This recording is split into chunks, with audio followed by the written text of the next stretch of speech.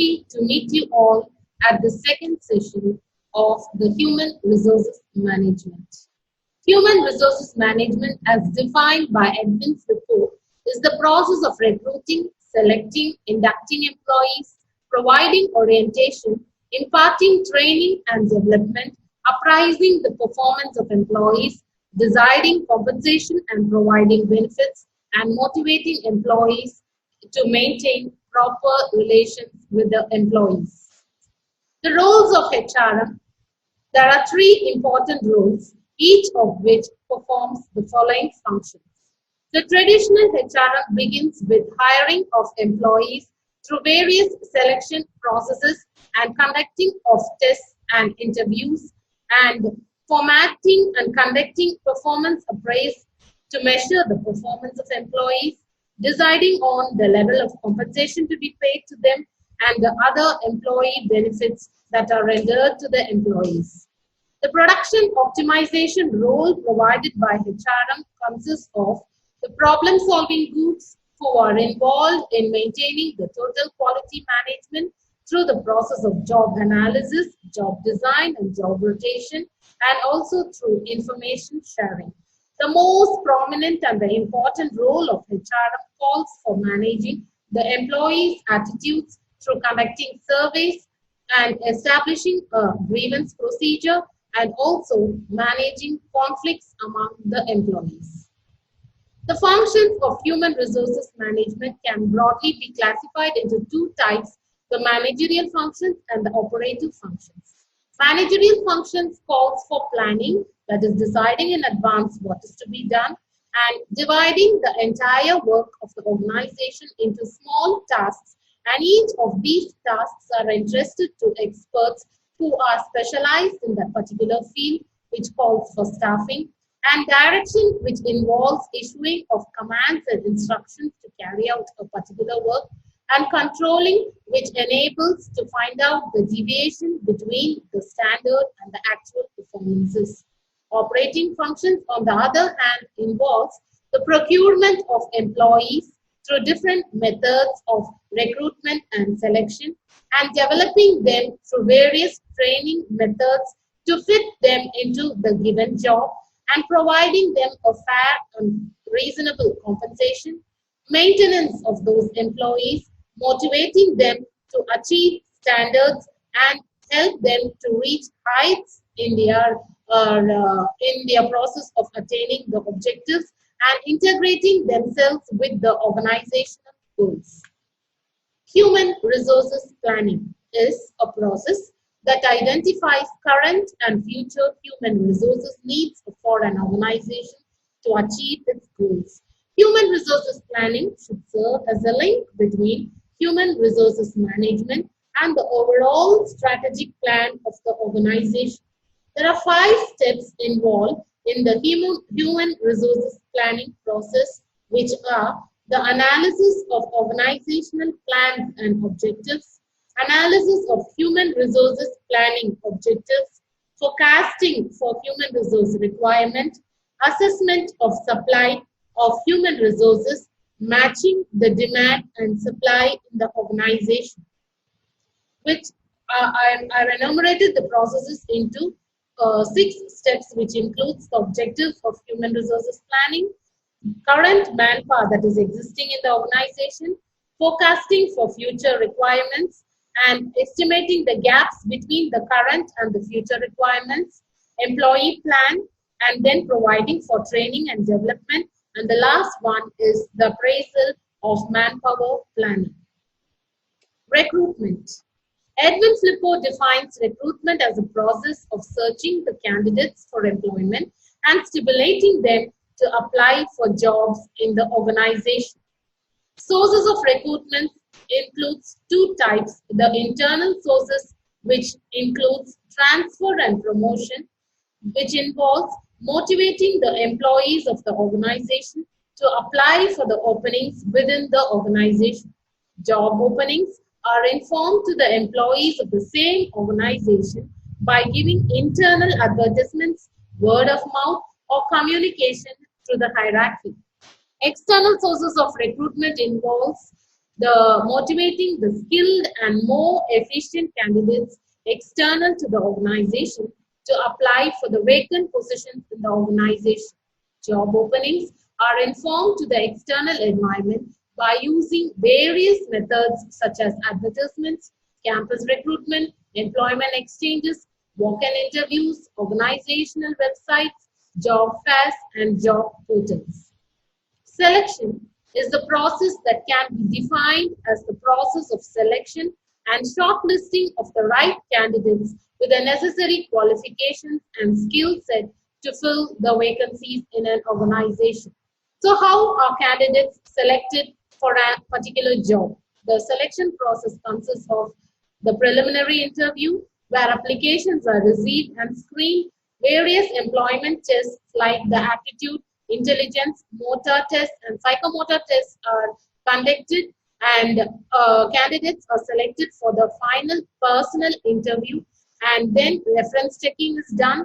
Medical examination is conducted for the most aspirant candidates, and then the final selection is made. Selection is much more than just choosing the best available person.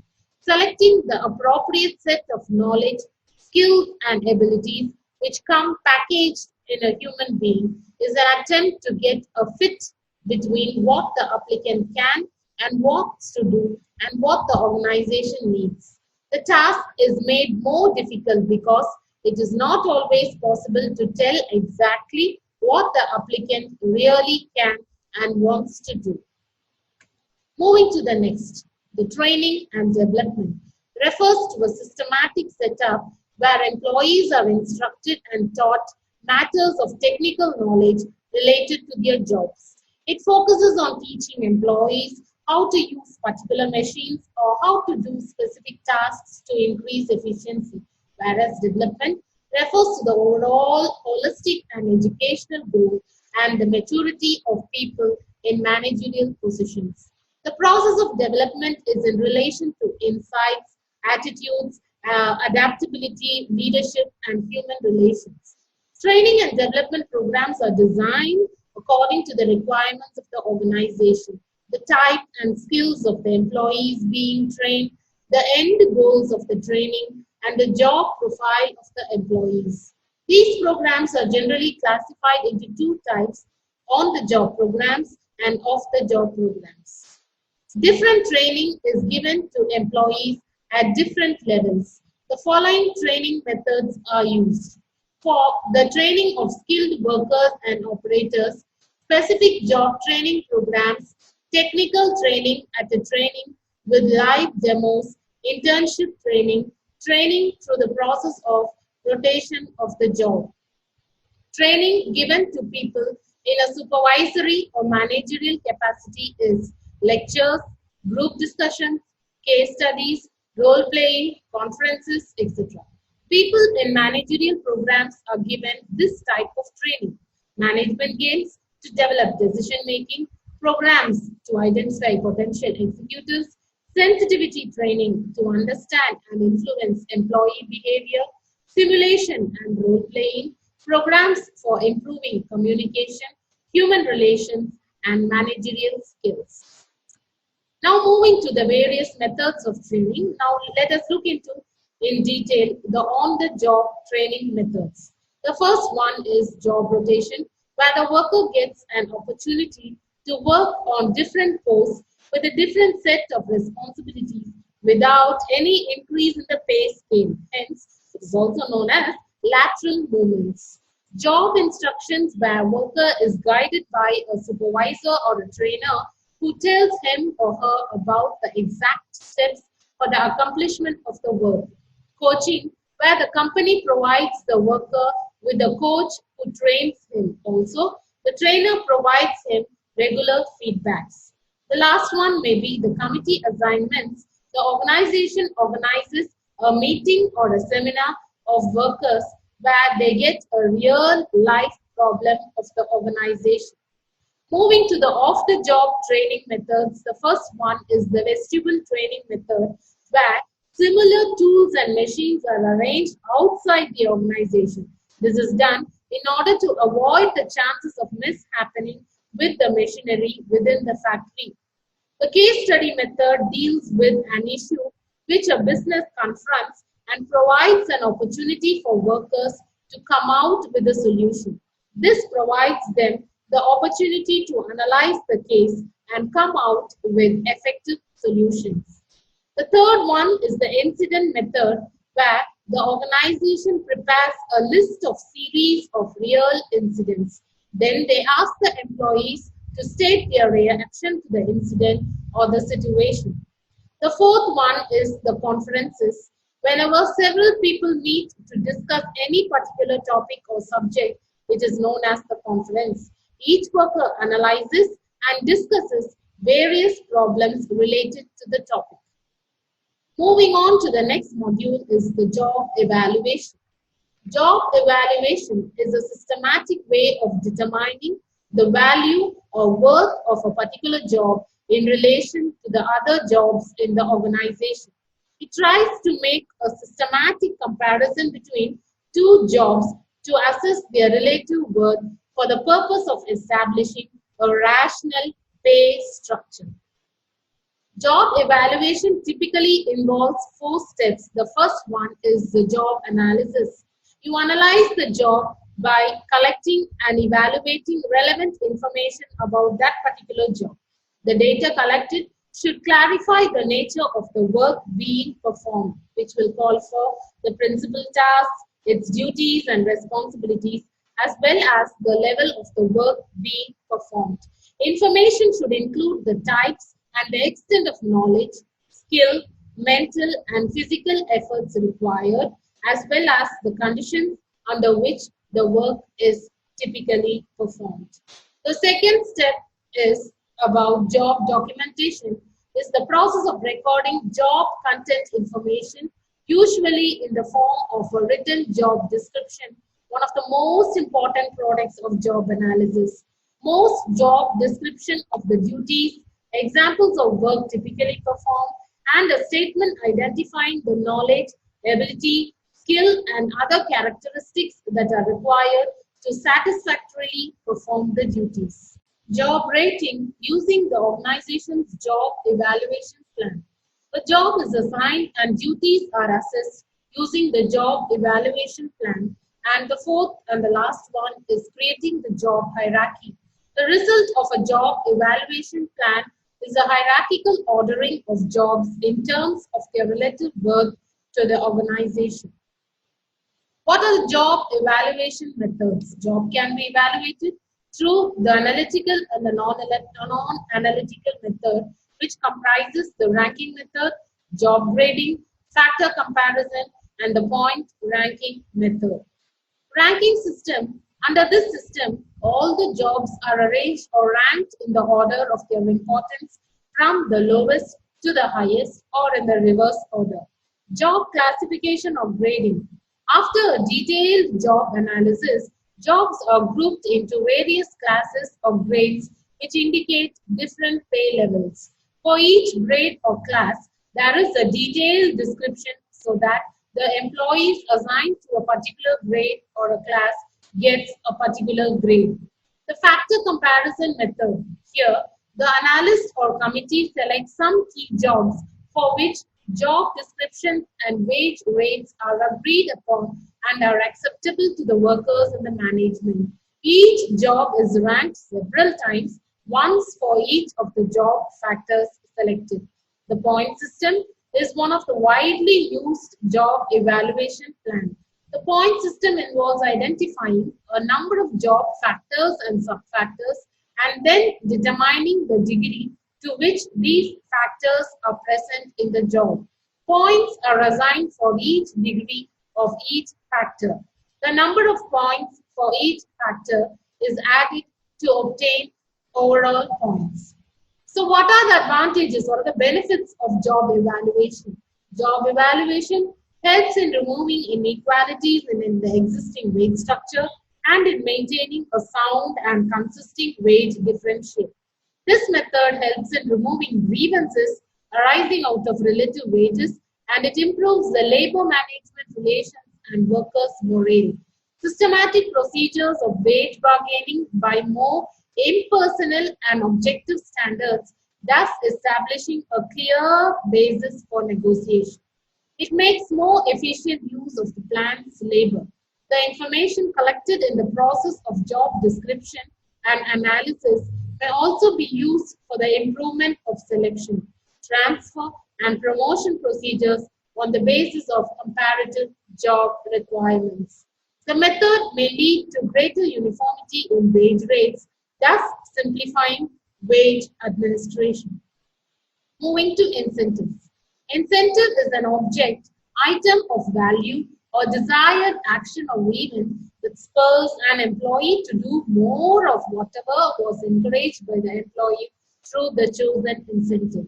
There are four kinds of incentive, which includes the compensation includes incentives, which may include items such as bonuses, profit sharing, signing bonus, and stock options.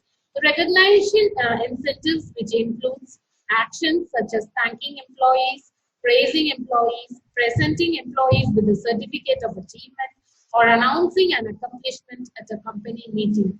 Reward incentives, which includes gifts, money, rewards, service award presents, and items such as gift certificates. An additional example is employee referral awards that some companies use to encourage employees to refer job candidates.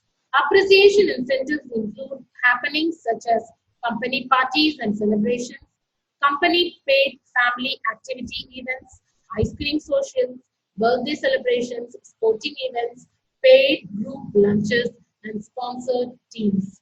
Incentives are used for reasons such as increasing the productivity, retaining employees, attracting and recruiting great employees, reward high achievers, thank employees for reaching and exceeding their goals, and encouraging teamwork. The types of incentives may broadly be classified into two, the financial and the non-financial.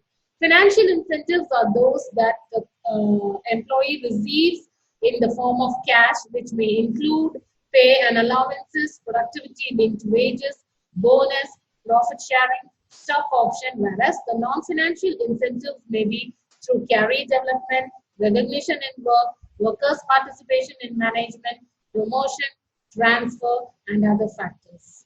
Incentives are provided both at the individual and the group level. The different incentives and their method of determination is given in the chart for your reference. So, the individual incentive plan may be given based on the time and it is calculated through the Hasley plan, Rowan, Emerson, and the Beddoes plan.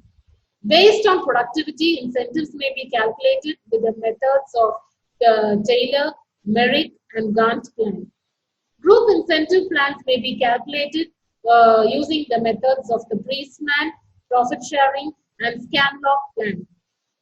For your reference, the different methods of calculating incentives under each plan is worked out in an exclusive file attached along with this presentation. You can go through it. Moving to the next is the fringe benefits. Fringe benefits refer to the extra benefits provided to the employees in addition to normal compensation paid in terms of wages or salary. What are the objectives of paying fringe benefits? To create and improve sound industrial relations, to motivate the employees, to protect health of the employees and safety to the employees against threats such as accidents and occupational diseases, to promote employee welfare, to provide a measure of security against social risks such as old age benefits and maturity benefits, to create a sense of belonging among the employee and to retain them. Fringe benefits are also known as golden handcuffs to meet the various legislative requirements relating to fringe benefits. So what are the types of fringe benefits? The first one is the payment for time not worked. Hours of work. Factories Act 1948 specifies that no adult workers shall be required to work in factories more than 48 hours a week. In some organizations, number of working hours per week are less than the legal requirement. Paid holidays. An adult worker shall have a weekly paid holiday, normally Sunday. Some organizations offer 2 weekly paid holidays. Workers working on odd shifts are to be compensated with more than the normal wage rate, generally known as the premium. Holiday pay in generally organizations offer double the normal rate to those workers who work on holidays. Paid vacations are those paid to workers in mining, manufacturing, and plantation industries who have worked for 240 days in a year. Employee security. The second type is through employee security by providing retrenchment compensation. The compensation is paid at the rate of 45-day wage for every completed year of service. Workers are eligible for compensation as stated above in case of closing down of undertakings. Layoff compensation. In case of layoff, the employees are entitled to layoff compensation at the rate equal to 50% of the total of the basic wage and dearness allowance for the period of their layoff. Safety and healthy. The third one is the safety and healthy fringe benefits. Employees' safety and health should be taken care in order to protect the employees against accidents, unhealthy working conditions, and to protect the workers' productive capacity. The fourth fringe benefit is through workmen's compensation. The Act is intended to meet the contingencies of death and invalidity of worker due to employment injury and occupational diseases specified under the Act as the sole responsibility of the employer. The final benefit that is offered to employees in the form of fringe benefits are the health benefits, which includes the sickness benefit, which is roughly 50% of average daily wages and is payable for 91 days during 2 consecutive benefit periods. The medical benefit.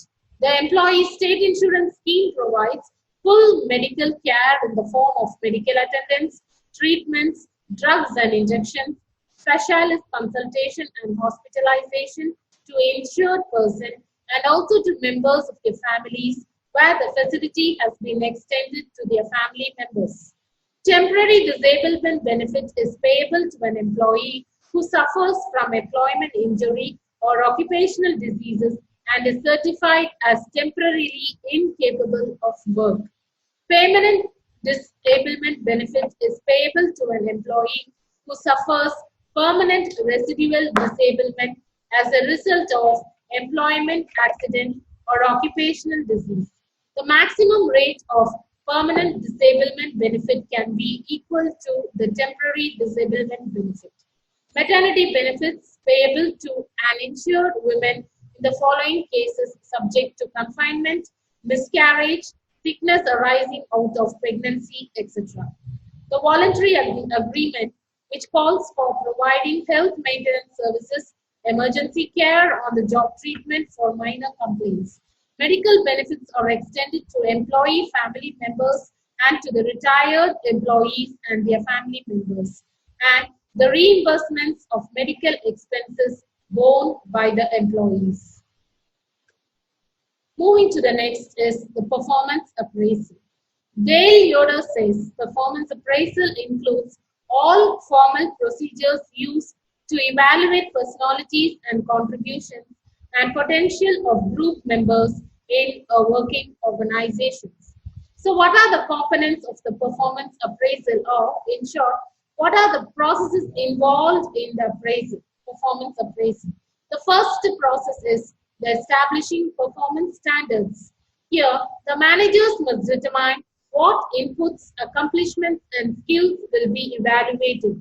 These standards should have evolved out of the job analysis and job descriptions. Second step involves communicating the performance expectations to the employees. Once this needs to be communicated to the respective employees so that they come to know what is expected of them.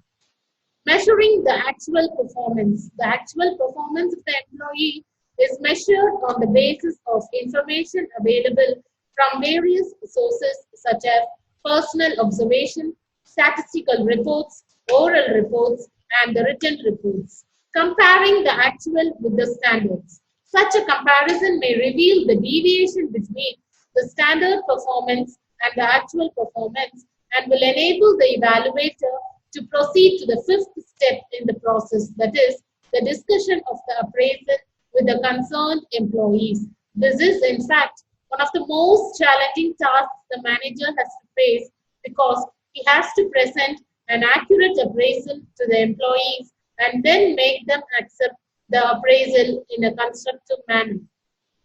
The last step is taking corrective actions. The corrective action can be of two types. One is immediate and that deals predominantly with symptoms. This action is often called as putting out fires. The other is basic and delves into causes of deviation and seeks to adjust the difference permanently. Training, coaching, counseling, etc. are the common examples of corrective actions that managers initiate to improve the employees' performances. Performance appraisal methods may be of two types, the traditional methods and the modern methods. The traditional methods of appraisal consist of making ready a confidential report that is prepared by the superior. It covers the strengths and weaknesses, the main achievements and failure of the employee. Free form or the essay method. Here, the employee's performance on the basis of the overall impressions are noted down by the evaluator.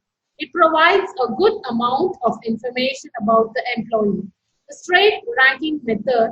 In this technique, the evaluator assigns relative ranks to all the employees in the same work unit doing the same job. The evaluator provides a rank to the employees from good to poor on the basis of their performance. The pair comparison method. Under this method, it's unlike the straight ranking method, all the employees are put to relative comparisons. After the comparison, the employee gets a rank on the basis of a status of being better than the other employees. Forced distribution method. The rater distributes his rating in the form of a normal frequency distribution. Its basic purpose is to eliminate the rater's bias of central tendency.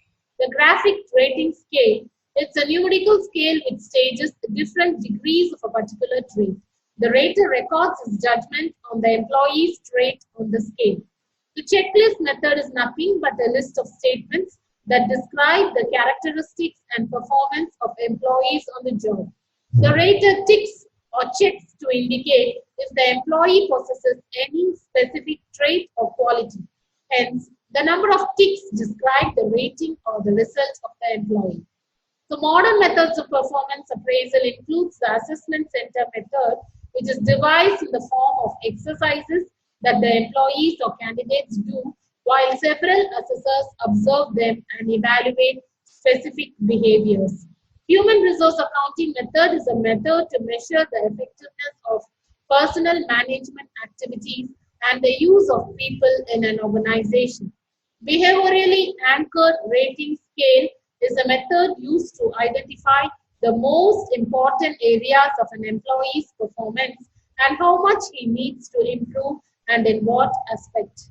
MBO, or the management by objectives, are not evaluated based on their traits. Rather, they are judged by their performance against objectives set for the employees. The psychological appraisal method.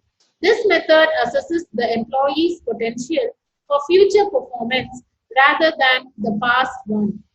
It focuses on the employee's emotional, intelligent, and motivational and other personal characteristics affecting his or her performance.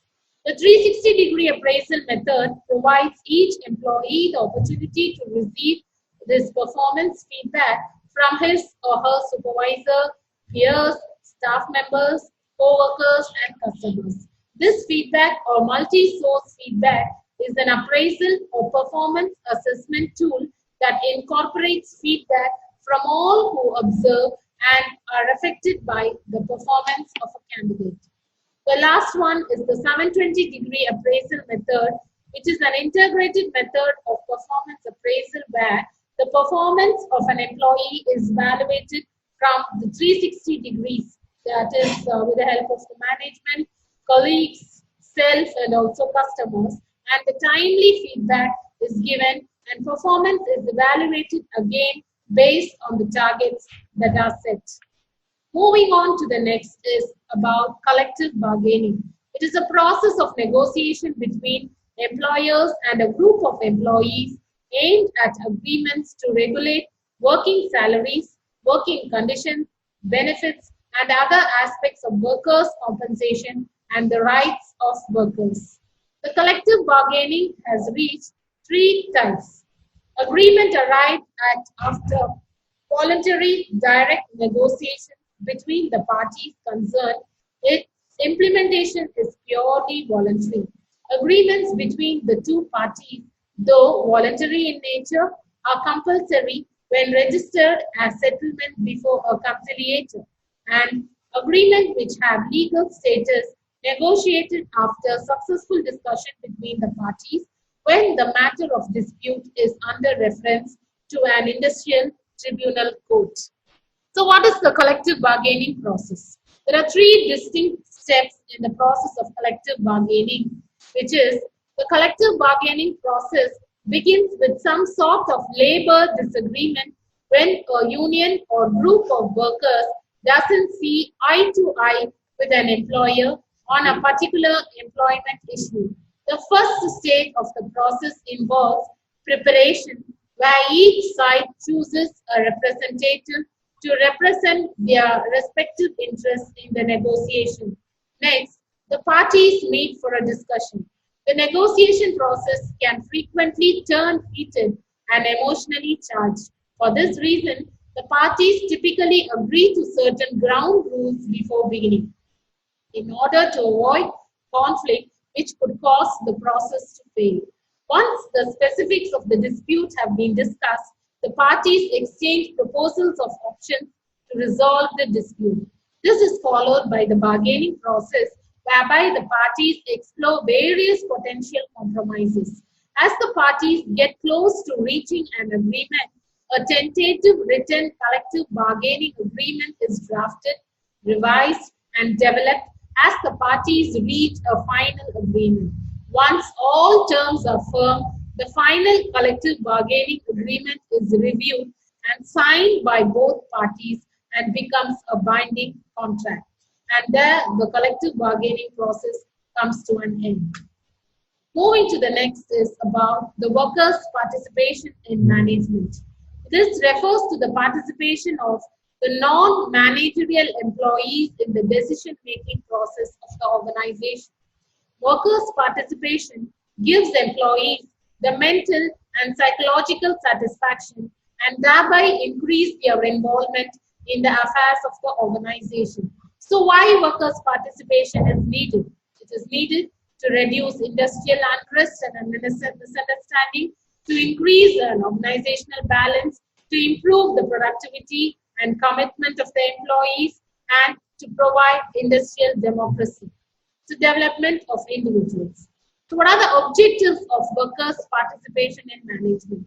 The main objectives of workers' participation in management includes establishing industrial democracy, to build the most dynamic human resources, to satisfy the workers' social and esteem needs, to strengthen labor management cooperation, and thus maintain industrial peace and harmony in the organizations. What are the essential conditions for the successful working of workers' participation in management? The attitude and outlook of the parties should be enlightened and impartial so that a free and frank exchange of thoughts and opinions could be possible. Both parties should have genuine faith in the system and in each other and must be willing to work together. Participation should be real. The issues related to increase in production and productivity, evaluation costs, development of personnel, and expansion of markets should also be brought under the jurisdiction of the participating bodies. There should be a strong trade union which has learned the virtues of unit and self-reliance. A peaceful atmosphere should be there, wherein there are no strikes and lockouts. Authority should be centralized through a democratic management process.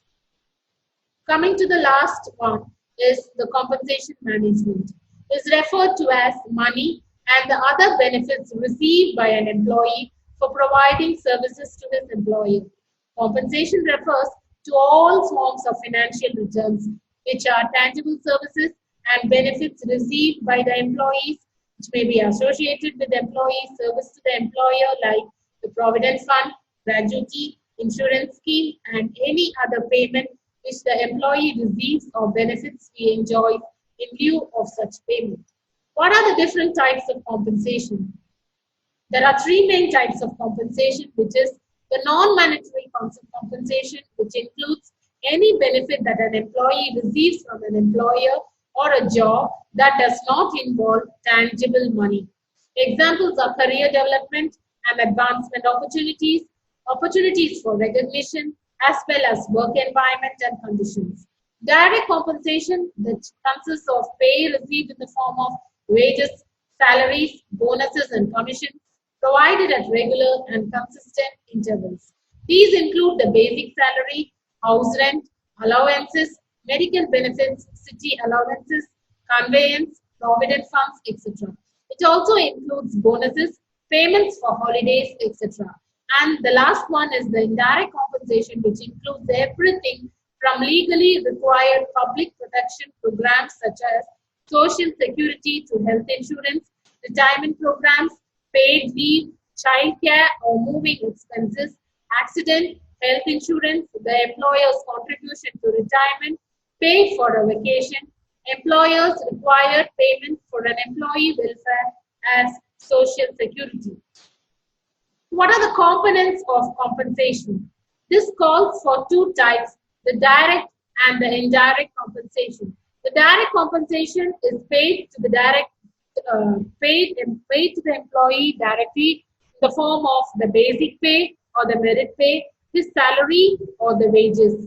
And the indirect compensations, which are paid in the form of protection programs such as medical insurance, life insurance, and pension and social security, and the pay for time not worked, as we have already discussed, for vacations, for holidays, sick leave, and for services and other purposes, recreational facilities, providing for car, financial planning, or the low cost or the free meals.